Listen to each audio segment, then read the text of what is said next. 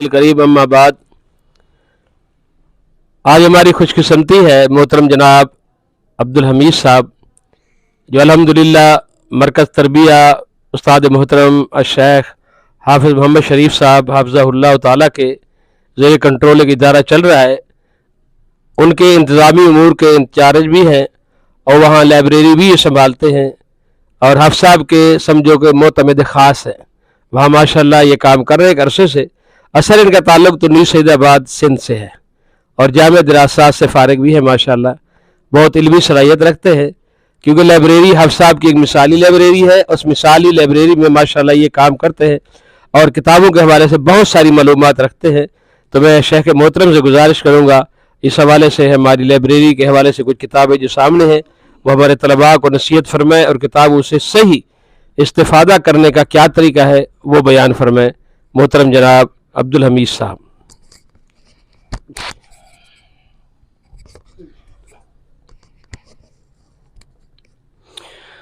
अस्सलामु अलैकुम वरहमतुल्लाहि वबरकातुहू। अल्हम्दुलिल्लाहि वकफ़ा वस्सलामुन अला इबादिहिल्लज़ीना अस्तफ़ा, अम्मा बाद। इल्म वो नहीं है जो हम असातिज़ा से किताबों में पढ़ते हैं। असल इल्म वो है जो आपके इर्द गिर्द किताबों में मौजूद है। मारूफ़ शेर जो हम सुन रखा है और कई जगहों पर नसब भी है, आज़ु मकानिन फ़िद्दुना सरजु साबिहीन व खैरु जलीसिन फ़िज़्ज़मानी किताबु। हमें आज तक याद है अल्हम्दुलिल्लाह उस्ताद मुहतरम इरशादुल हक़ अल-असरी हफ़िज़हुल्लाह ताला, जब पहली क्लास हमारी हुई थी तो पहले दिन जब आए तो उन्होंने फरमाया था कि अगले हफ्ते जब हमारी क्लास होनी है, क्योंकि हफ्ते में 2 दिन पीरियड होते हैं उनके, कि अगली बार जब मैं आऊँगा क्लास में तो ये लाइब्रेरी में जितनी किताबें आपको नज़र आ रही हैं तो ये आपकी नज़र से गुज़रनी चाहिए, और किस मौज़ू पर किताब है, किताब का नाम क्या है, मुसन्निफ़ क्या है, कम अज़ कम मुक़द्दमा उसकी फ़हरिस्त जो है आपकी नज़रों में होनी चाहिए। और अल्हम्दुलिल्लाह इससे जो है बहुत ज़्यादा हमें नसीहत भी मिली कि हकीकतन यही है कि हम जो 8 साल 7 साल मदारिस के अंदर पढ़ते हैं, हम एक किताब तक महदूद होते हैं। मसलन सही बुखारी हम शरह पढ़ लेते हैं, ज़्यादा से ज़्यादा जो हाशिया लगा होते हैं उस पर, बाकी किताबों की तरफ बहुत कम हमारा रुझान होता है। तो एक वक़्त की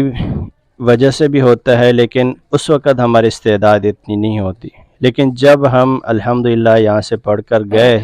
मरकज़ तरबिया में,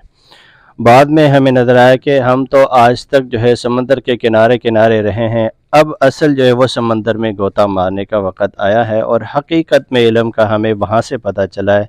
कि ये इल्म क्या होता है और इल्म कैसे हासिल किया जाता है। तो अल्लाह रब्बुल आलमीन इन मशाइख की ज़िंदगी में और मज़ीद बरकतें अता फ़रमाए और ज़्यादा हमें इनसे इस्तिफ़ादा करने की भी तौफ़ीक़ अता फ़रमाए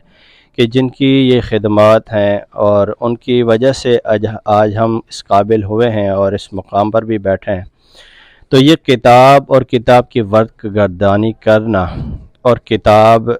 जो मौज़ूआत पर लिखी हुई, अब हमारे जो है उमूमन इदारों के अंदर ये होता है कि बास इदारे बड़े बड़े माशाअल्लाह नामवर होते हैं, लेकिन लाइब्रेरी की हालत बहुत खस्ता होती है। यहाँ तो माशाअल्लाह रौनक है और किताबें भी तरतीब से नज़र आ रहा है, लेकिन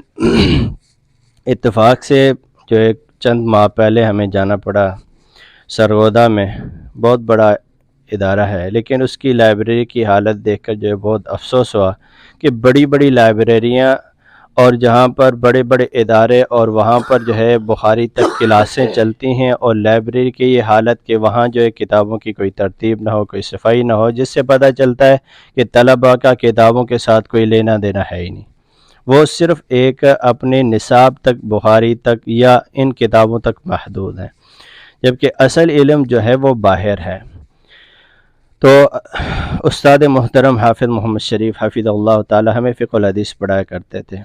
तो उनका तरीक़ाकार यही होता था कि जो हमारे सामने किताब वो بلوغ المرام پڑھایا کرتے تھے، ان کے شرح سبل السلام پڑھایا کرتے تھے، لیکن ایک حدیث ہمیں دیتے تھے کہ اب یہ حدیث ہے کس کتاب کے اندر کس عنوان کے تحت امام صاحب نے بیان کیے اور انہوں نے اس سے کیا استنباط کیے۔ تو جب ہم اس کتاب کی حدیث کو دیکھنے کے لیے ساری کتابیں کھولتے تھے، پھر ہمیں اصل پتہ چلتا ہے کہ ائمہ نے کتنی زیادہ اس پر محنت کی اور کیسے ہم اس سے استفادہ کر سکتے۔ حقیقت یہی ہے کہ جو ہے ہم جو نصابی کتب سے بھی ذرا ہٹ کر اپنے اندر مطالعہ کرنے کی عادت ڈالیں گے، ورک گردانی کریں گے، تب ہمیں پتہ چلے گا کہ اصل جو ہے وہ اس کتاب کا منہج، اس حدیث کے متعلق جو استنباطات ہیں، مسائل ہیں، اور جو فقہ المصنف ہوتی ہے وہ اس کے ابواب کے اندر، مثلا امام بخاری ہیں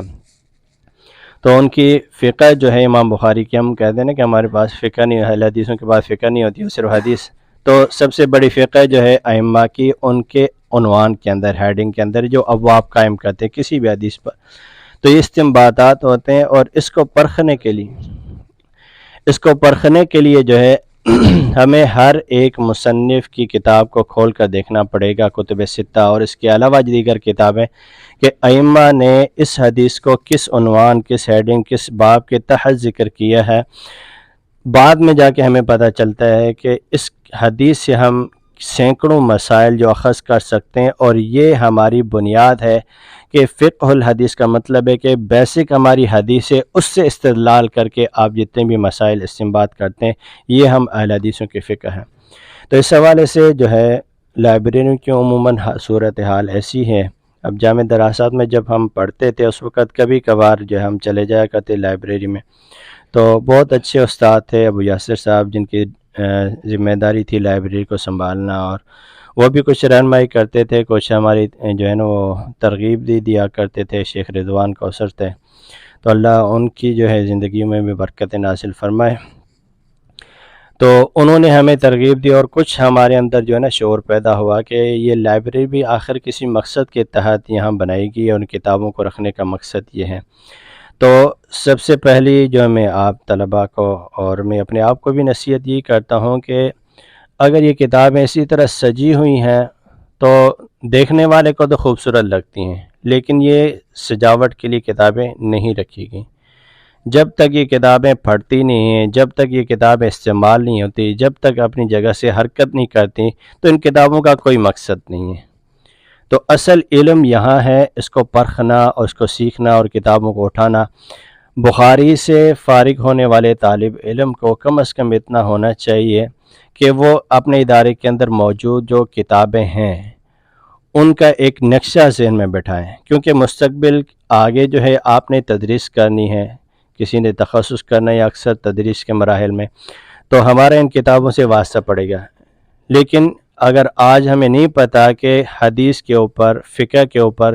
کون سی اصول تفسیر، اصول حدیث پر کون سی کتابیں موجود ہیں، اصل مین مصادر کون سے ہیں، فروعی اور دیگر کتابیں کون سی ہیں، تو ہمارے لیے استفادہ کرنا بہت مشکل ہو جائے گا۔ اور یہ بات حقیقت ہے کہ یہاں اساتذہ کرام بھی ماشاءاللہ بیٹھے ہیں، بعد میں دل تو بہت چاہتا ہے پڑھنے کو، مطالعہ کرنے کو، لیکن وقت نہیں ملتا۔ یہ بات حقیقت ہے کہ مصروفیات اتنی بڑھ جاتی ہیں کہ بعد میں ہمیں وقت نہیں ملتا، دل چاہتا ہے کہ پڑھتے رہیں کتابیں، لیکن اب فراغت ہے ہمارے پاس بہت زیادہ ٹائم، مطالعے کے لیے بھی ہر طرف کی جو ہے ٹینشن، پریشانیاں وہ ختم ہے، ہم ایک ادارے کے اندر، نظم کے اندر رہتے ہیں، تو اب ہمارے پاس وقت ہے، ہم زیادہ سے زیادہ لائبریری کو وقت دیں۔ جو فارغ اوقات ہیں آپ کے مطالعہ سے ہٹ کر، تو آپ روزانہ کی بنیاد پر ایک کتاب اگر روزانہ آپ دیکھ لیتے ہیں اٹھا کے، یہ کتاب کیا ہے، نام کیا ہے، مصنف، اور اس کا منہج کیا ہے لکھنے کا، اور کم از کم اس کا مقدمہ جو ہے اس کو آپ دراسہ کریں، اس کی اسٹڈی کریں، تاکہ آپ کے علم میں مزید اضافہ ہو اور آگے جا کر آپ کے لیے مطالعہ کرنا اور کتابوں سے جو ہے استفادہ کرنا آپ کے لیے آسان ہو۔ تو یہ چند باتیں میرے ذہن میں تھی۔ اللہ ہم سب کا حامی و ناصر ہو۔ اللہ ہمیں جو ہمارے مقدمین ہیں، متقدمین ہیں اور محدثین ہیں اور ہمارے اساتذہ محنت کر کے گئے ہیں، تو انہی کی میراث ہمارے پاس یہی ہے، اور انبیاء کی میراث چلتی آ رہی ہے، اور ہم نے اسی طرح آگے میراث پہنچانی ہے۔ تو اس کا حق یہی ہے کہ اس کو زیادہ سے زیادہ وقت دینا چاہیے، خیر جلیسن فی الزمان کتاب ہو، اس زمانے میں جو سب سے بہترین آپ کا مونس وہ کتاب ہونا چاہیے، بہترین ساتھی آپ کا کتاب ہونا چاہیے۔ جتنا وقت آپ کتاب کو دیں گے، جتنا قریب اس کو رکھیں گے، جتنا بہترین دوست اس کو بنائیں گے، تو مستقبل میں آپ کا یہ بہترین رہنما بنے گا۔ اللہ سے دعا ہے اللہ اس ادارے کو بھی آداب رکھے۔ آپ نے ہماری میزبانی کی ہے میں اپنے شیوخ، اپنے اساتذہ اور اپنے ادارہ مرکز التربیہ الاسلامیہ فیصل آباد کی طرف سے بھی آپ کا مشکور ہوں۔ اللہ آپ کی مسیح جمیلہ کو اپنی بارگاہ میں قبول و منظور فرمائے، اور اسی طرح یہ ادارے بھی اللہ قائم و دائم رکھیں ان کو، ان کے جو منتظمین ہیں اللہ ان کی زندگی میں برکت نازل فرمائے۔ السلام علیکم ورحمۃ اللہ، جزاکم اللہ خیر۔